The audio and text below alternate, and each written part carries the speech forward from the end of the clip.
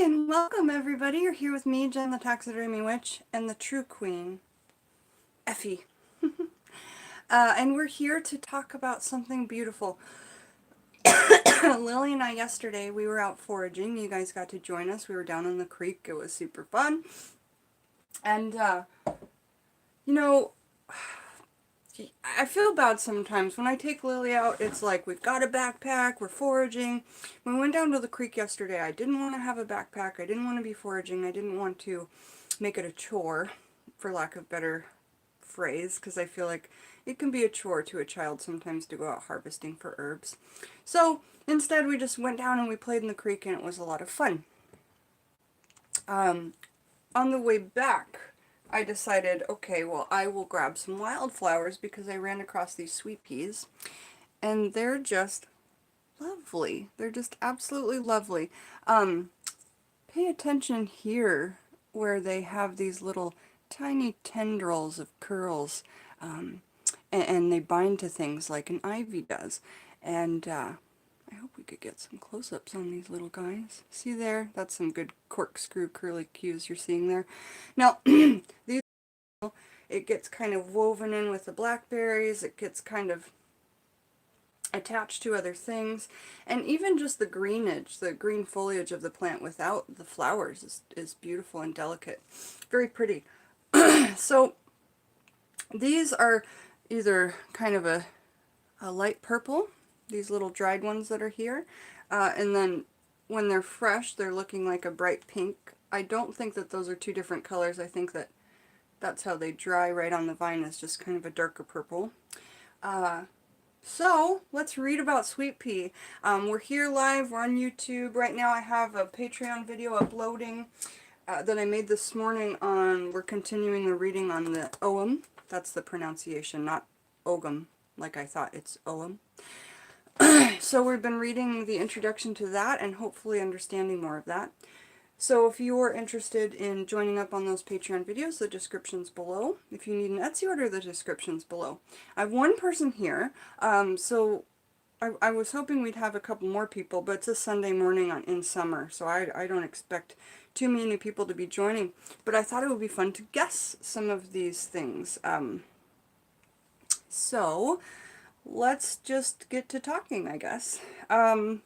So sweet pea, the way that we pronounce the name is Lathyrus, L-A-T-H-Y-R-U-S, Lathyrus, Lathyrus,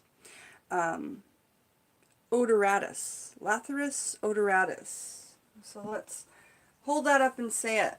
Lathyrus odoratus, Lathyrus odoratus, Lathyrus odoratus.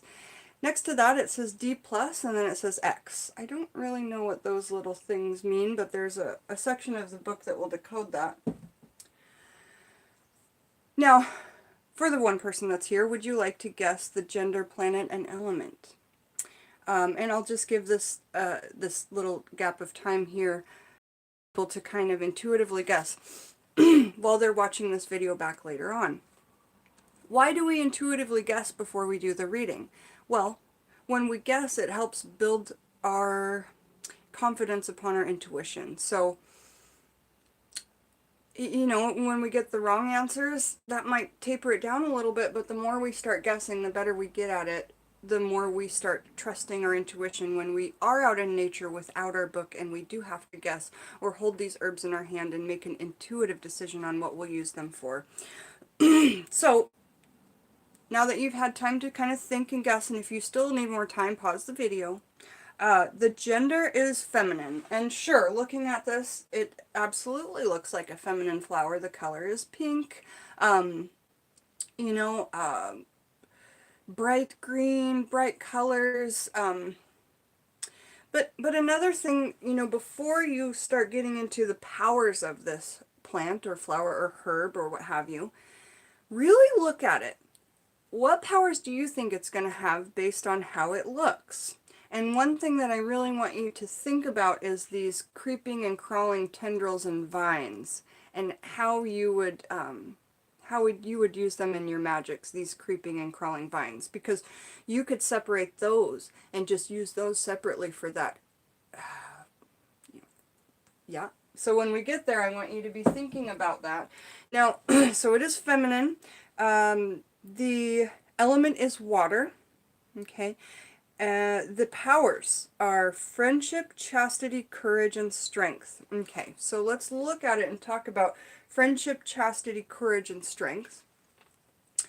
Pink is a lovely color for friendship. We know in the world of giving a pink rose, wait, no, a yellow rose is for friendship. I can't remember about roses and their colors, but roses, each color has a different meaning. Well, the color pink to me is always a very angelic, more of a love of friendship rather than a love of passion or intimacy. So friendship makes a lot of sense to me. Chastity. This is where these crawling tendrils, or what I'm talking about, is where you can get that.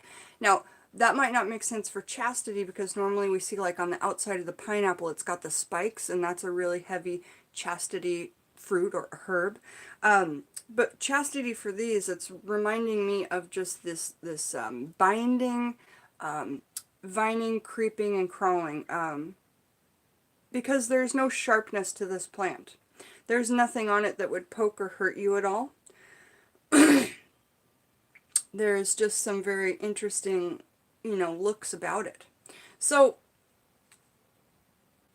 courage and strength. These creeping and crawling tendrils surely do remind me of strength. Just like ivy is strong and it crawls and grows everywhere. Now you can also use these tendrils for what we use ivy for, is binding. Okay, so something that grabs and crawls around other plants. What else does this? Grapevine does this. Our cucamelons do it. Sweet pea does it. Ivy does it. What else crawls and grabs where it's at? Moss doesn't necessarily crawl and have these twirlies, but it still grows and kind of up and over other things. So, so the strength, it makes sense. And courage, for instance, it could make sense too. This plant is binding with all different other kinds of plants, and perhaps that takes a lot of courage. I'm not sure. But it was bound all over some stinging nettle, so that could need some courage. I've been stung by nettle so many times in my life. So these sweet peas are just absolutely lovely. I hope you guys get a chance, if they're growing in your area as wildflowers, to go out and get some picked. Remember, if you're going to pick, try not to pick right by the side of the road because of the emissions, especially if you're going to eat something, the emissions. But also, in general, that demeans the magical quality of the herb if it's covered with, exhaust and litter and urine or whatever. So I will be reading what we have here. There's not much to say. Scott Cunningham's Encyclopedia of Magical Herbs is what we're reading from. It says, sweet pea, the magical uses. Wearing a fresh sweet pea flower attracts people and causes friendships to develop. So great if you were trying to make a mojo bag or an amulet for, gaining new friends.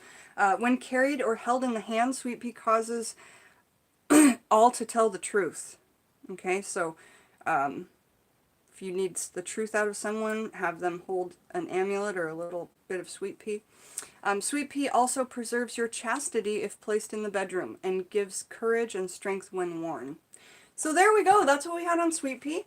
I think this is my first live stream with no comments, so I'm going to end it there. Say thank you for joining me, and I hope you get out and pick some wildflowers today.